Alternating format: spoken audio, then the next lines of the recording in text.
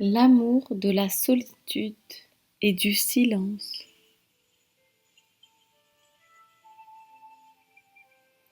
Cherchons un temps propre à nous occuper de nous-mêmes et pensons souvent aux bienfaits de Dieu.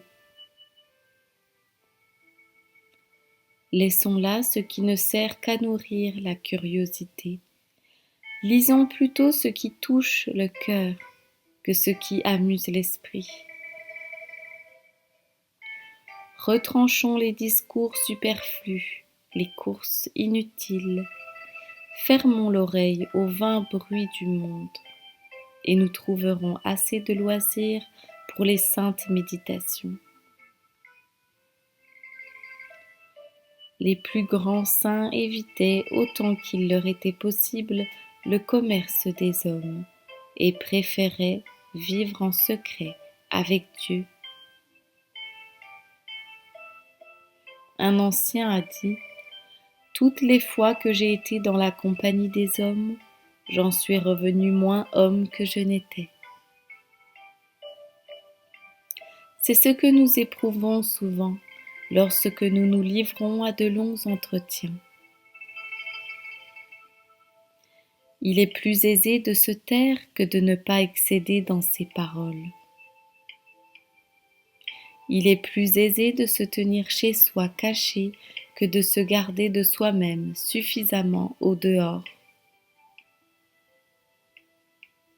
Celui donc qui aspire à la vie intérieure et spirituelle doit se retirer de la foule avec Dieu. Personne ne se montre sans péril s'il n'aime à demeurer caché.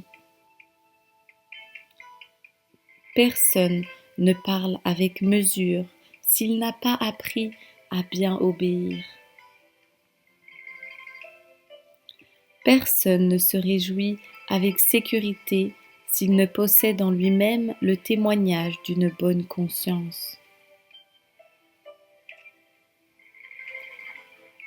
Cependant, la confiance des prophètes, des descendants de la maison de la prophétie, que la paix soit sur eux, a toujours été pleine de la crainte de Dieu. Quel que fût l'éclat de leur vertu et de leur abondante grâce, ils n'en étaient ni moins humbles, ni moins vigilants.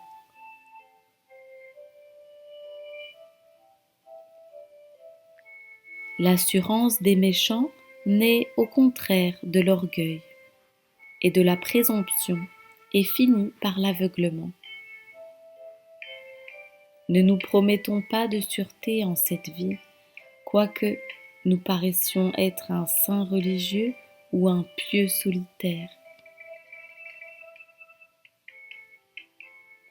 Souvent les meilleurs dans l'estime des hommes ont couru les plus grands dangers à cause de leur trop de confiance.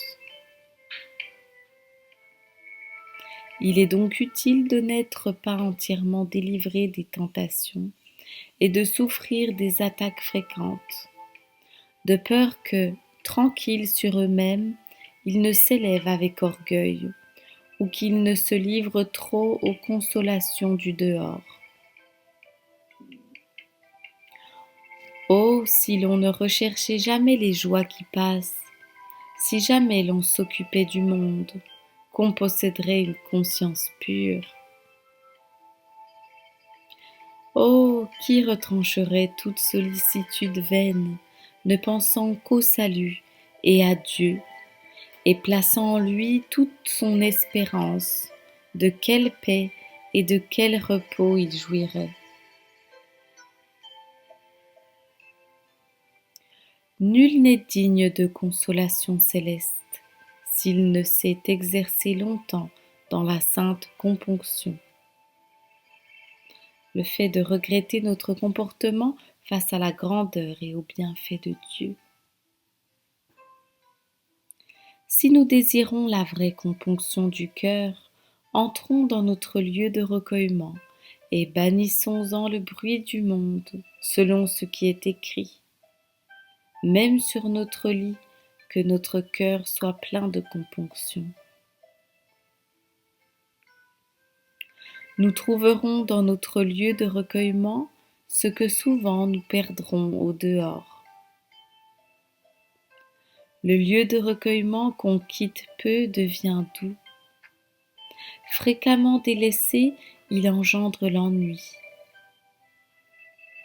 Si, dès le premier moment où nous sortons de la société, nous sommes fidèles à le garder, il nous deviendra comme un ami cher et sera notre consolation la plus douce.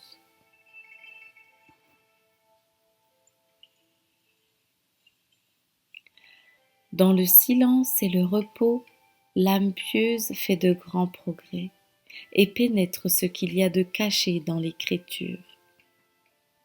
Là, elle trouve la source des larmes dont elle se lave et se purifie toutes les nuits, et elle s'unit d'autant plus familièrement à son Créateur.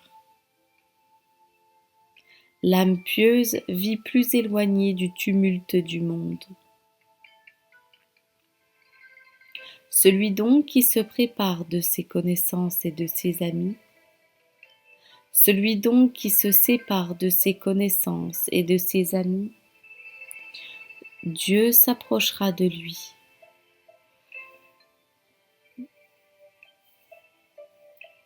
Il vaut mieux être caché et prendre soin de son âme que de faire des miracles et de s'oublier soi-même. Il est louable pour un religieux de sortir rarement et de n'aimer ni à voir les hommes ni à être vu d'eux. Pourquoi voulez-vous voir ce qui ne vous est pas permis d'avoir?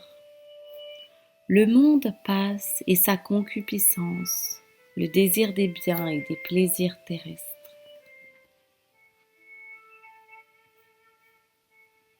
Que pouvons-nous voir ailleurs que nous ne voyons où nous sommes? Voilà le ciel, la terre, les éléments. Or, c'est d'eux que tout est fait. Où que nous allions, que verrons-nous qui soit stable sous le soleil? Nous croyons peut-être nous rassasier, mais nous n'y parviendrons jamais. Quand nous verrions toutes choses à la fois, que serait-ce qu'une vision vaine? Levons les yeux en haut vers Dieu et prions pour nos péchés et nos négligences. Laissons aux hommes vains les choses vaines, ne nous occupons que de ce que Dieu nous commande. Fermons sur nous notre porte et appelons à nous Dieu notre bien-aimé. Demeurons avec lui dans notre lieu de recueillement, car nous ne trouvons nulle part autant de paix. Si nous n'étions pas sortis et que nous n'entendrions pas quelque bruit du monde, nous saurions demeurer dans cette douce paix. Mais parce que nous aimons à entendre des choses nouvelles, il nous faut supporter ensuite le trouble du cœur. Et je conclurai avec ce qui va suivre. Que cherchons-nous dans le monde? Le bonheur? Il n'y est pas, en tout cas pas sans Dieu. Écoutons ces cris de détresse, cette plainte lamentable qui s'élève de tous les points de la terre et se prolonge de siècle en siècle. C'est la voix du monde.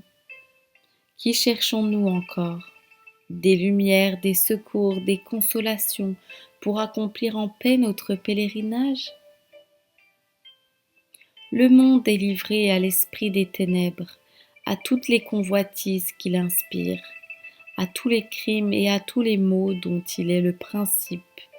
Et c'est pourquoi le prophète Jésus s'écriait: « Je me suis éloigné, j'ai fui et j'ai demeuré dans la solitude. » Là, dans le silence des créatures, Dieu parle au cœur, et sa parole est si merveilleuse, si douce, si ravissante, que l'âme ne veut plus entendre que lui, jusqu'au jour où tous les voiles étant déchirés, elle contemplera face à face.